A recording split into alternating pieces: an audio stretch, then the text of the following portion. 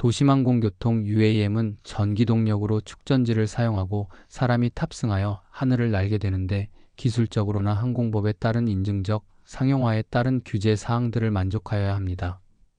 전기 동력인 드론 택시는 축전지 용량의 제약으로 기체는 가벼워야 하며 탑승 인원도 탑승객의 몸무게도 고려되어야 합니다.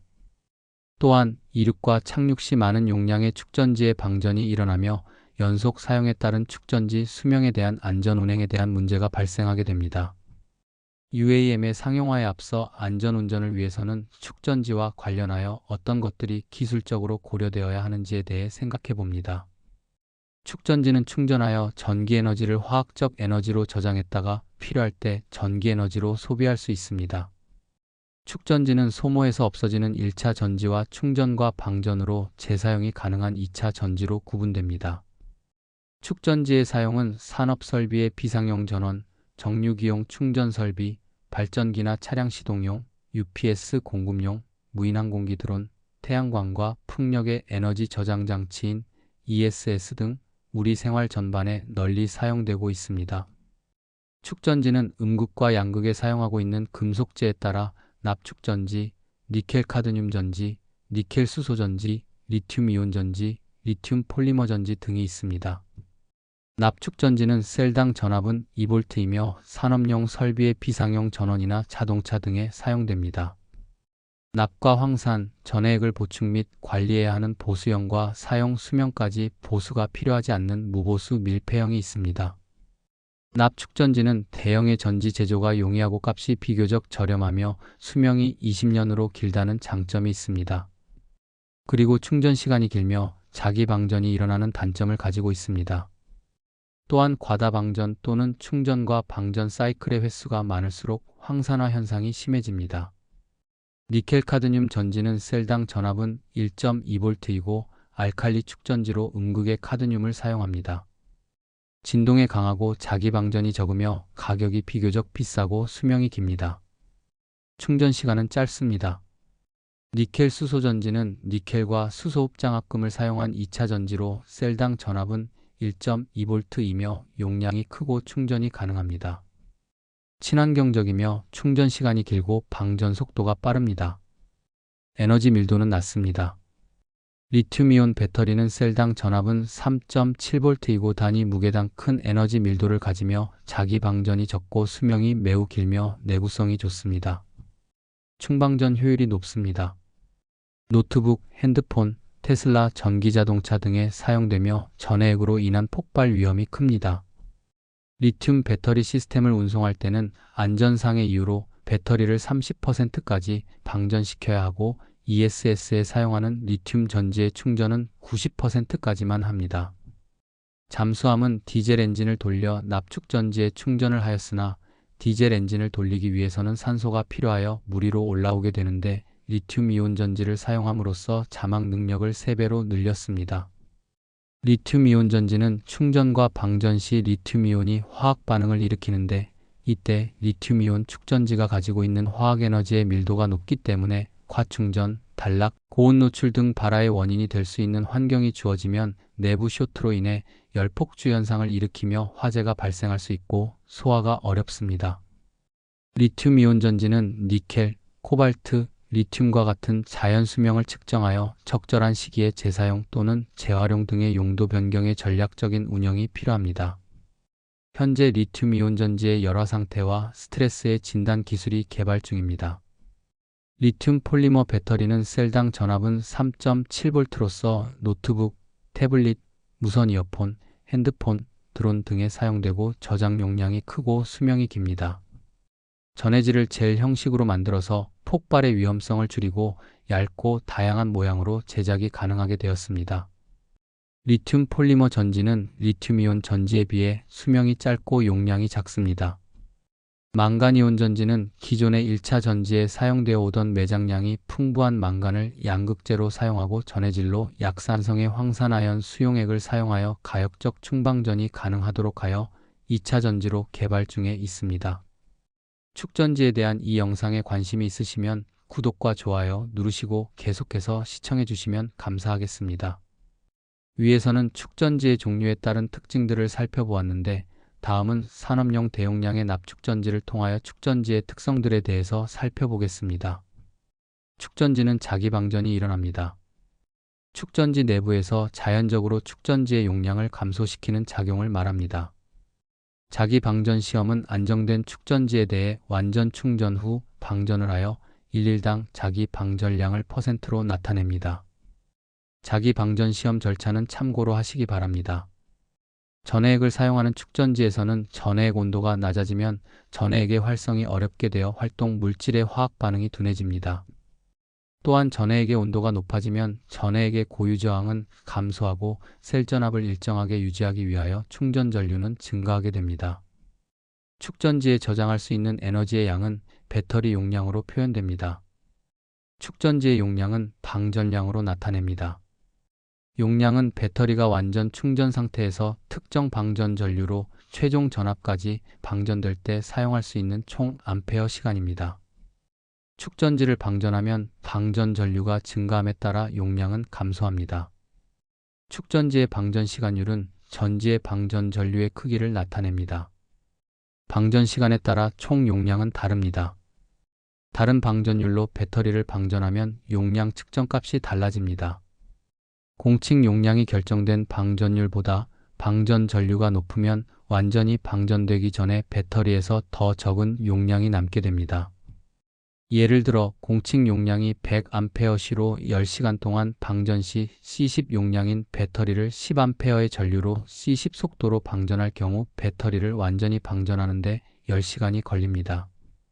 그러나 동일한 배터리를 2배의 전류 20A로 방전할 경우 내부 손실로 인해 방전 시간은 예상했던 5시간이 아니라 더 짧아집니다. 그 반대의 경우도 마찬가지입니다. 공칙 용량이 결정되는 기준보다 낮은 방전율로 방전하면 용량이 증가합니다. 축전지를 방전할 때는 이전 성능 테스트에서 사용한 것과 동일한 방전율을 사용하는 것이 좋습니다. 이렇게 하면 결과를 비교하고 시간 경과에 따른 용량 저하를 더 쉽게 추적할 수 있습니다. 일반적으로 제조업체는 알카라인 및 납축 배터리의 용량을 합리적으로 측정하기 위해 매우 낮은 0.05C 또는 20시간 방전으로 평가합니다. 축전지의 허용 최저 전압으로 단위 전지의 방전 종지 전압이 있습니다. 방전 종지 전압은 축전지의 종류에 따라 다릅니다. 납축전지를 방전할 때 방전 종지 전압 1.75V 이하로 더 이상 방전해서는 안 됩니다. 만약 방전 종지 전압 이하까지 방전하게 되면 2차 전지로서 다시 충전한다고 하더라도 자기 용량이 발생되지 않습니다. 축전지에서 완전 충전 상태는 모든 활물질이 방전 전의 상태로 되돌아간 상태를 말합니다. 정전압 충전에 있어서는 충전 전류가 거의 일정한 상태를, 정전류 충전에 있어서는 충전 전압이 거의 일정한 상태에 도달한 상태를 말합니다. 초충전은 미주액 미충전 상태의 전지로서 최초로 충전하는 것이므로 활물질의 일부가 산화연, 수산화연 및 황산연으로 변한 음극판을 사용해 앞서 해면상연으로 부활시키기 위해서 행하는 충전을 말합니다.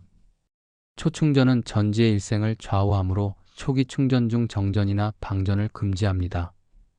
그것은 납축전지의 경우 방전 시 음극판의 활동물질이 수축되어 못쓰게 됩니다. 부동충전은 충전기로부터 축전지와 병렬로 접속하여 그 회로의 전압을 축전지의 전압보다 약간 높게 유지시켜 사용하는 것을 말합니다. 축전지와 충전기가 부하와 병렬로 접속되어 자기 방전을 보충하는 방식입니다. 균등 충전의 축전지는 여러 개의 단전지를 일조로 해서 사용합니다. 부동충전을 사용할 때 단전지 간의 비중이 불균일하게 되기 쉽습니다. 이러한 불균일을 없애기 위해 균등 충전을 실시합니다. 균등 충전의 실시 시기는 부동 충전 방식을 사용할 때는 3개월에 1회, 시스템의 이상으로 전격 용량의 100% 이상 심하게 방전 시 또는 축전지의 내부 고장 시에 실시합니다. 과충전은 부동 충전 전압이 장시간 높게 유지되어 있을 때로 수명이 단축됩니다. 부족 충전은 부동 충전 전압이 장시간 낮게 유지되어 있을 때로 용량 부족 현상입니다.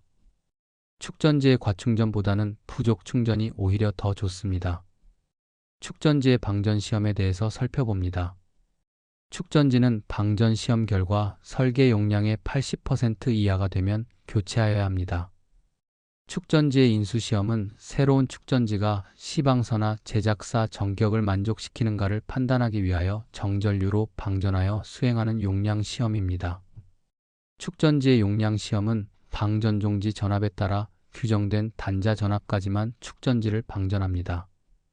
용량시험 시작 3일에서 7일 기간 동안 균등 충전 완료 후에 실시합니다. 납축전지의 성능시험은 사용 후 최초 2년 이내에 실시합니다. 축전지의 성능 저하로 용량이 90% 이하의 징후가 발견되고 예상 사용 수명의 85%에 도달한 축전지에 대해서는 매년 성능 시험을 실시하여 축전지의 교체 시점인 80% 이하로 감소되지 않도록 합니다. 축전지의 성능 시험은 인수시험 시 결정된 용량에 대해 어떠한 변화가 발생되었는지를 감지하기 위하여 사용 후 있는 그대로의 상태에서 통상적으로 수행하는 정전류 용량 시험입니다. 축전지의 수명을 늘리기 위해서는 축전지 종류에 따라 완전 방전 후 충전하는 것과 틈틈이 충전해야 하는 축전지가 있습니다. 앞에서 납축전지를 참고로 하여 축전지의 특성을 살펴보았습니다. 이제는 UAM에 사용될 축전지의 기술적 요구사항들을 정리해봅니다. UAM에 사용되는 축전지는 가볍고 작은 사이즈로서 많은 전기를 충전할 수 있고 전압이 높고 방전 전류가 좋아야 합니다. 항공기에 맞는 축전지는 용량이 큰 것, 방전 속도가 빠른 것, 가혹한 환경 조건에 적합한 것, 충전 시간이 빠른 것 등의 이런 조건에 맞는 축전지가 아직까지는 개발되어 있지 않습니다. UAM의 배터리는 순간 출력을 얼마나 공급해 주느냐가 중요합니다. UAM에 사용될 축전지의 문제점들로는 축전지는 온도가 낮으면 충전 시간이 길어지고 급속 충전은 배터리 온도가 올라가 과열로 폭발할 위험성이 큽니다. 배터리는 과충전으로 인하여 배터리 수명이 단축됩니다. 항공에 사용하는 축전지는 전기자동차보다 더 가혹한 환경에서 사용하게 되는데 축전지 용량에 따라서는 방전되는 속도도 다르고 충전량을 사용하는 시간에 따라서 열화 현상이 바뀌어 성능이 저하하여 수명이 달라집니다. 축전지는 충전과 방전의 횟수에 따라서 또한 사용 방전율에 따라서 축전지 용량이 감소하는 속도가 다르고 수명이 다르게 나타납니다. 항공기는 이륙과 착륙 시에 순간적으로 많은 방전량이 발생되는데 그렇다고 항공기 무게를 생각해서 무한정 축전지를 늘릴 수는 없습니다.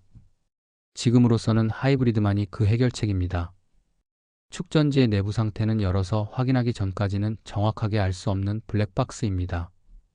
수소 연료 배터리나 리튬 배터리의 성능을 확인하기 위한 측정법이 개발되고 있습니다. 배터리 내부 성능을 확인하기 위한 전기화학 임피던스 분광법을 사용하여 리튬 이온 전지의 전극용 카본 블랙 페이스트의 구조적 특성을 규명합니다. 또한 배터리 내부 저항을 측정하여 성능을 확인합니다. 축전지에 대한 이해와 UAM에서 요구되는 배터리의 기술적 요건들에 대해서 이해가 되셨으면 구독과 좋아요 부탁드립니다.